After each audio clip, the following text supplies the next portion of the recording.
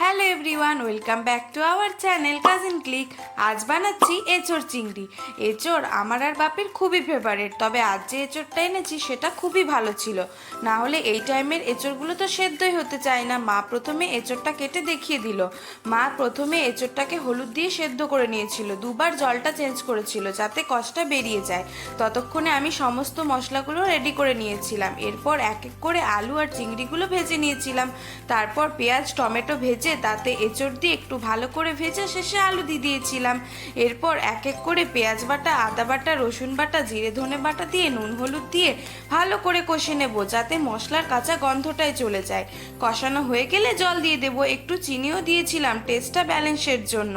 এঁচোড়টা ভালো করে ফুটে গেলে তাতে চিংড়িগুলো দিয়ে দেবো, শেষে ধনেপাতা দিয়ে নামিয়ে নিলে রেডি আমাদের এঁচোড় চিংড়ি। ভিডিও ভালো লাগলে লাইক কমেন্ট শেয়ার আর সাবস্ক্রাইবটা করে দিও। টাটা।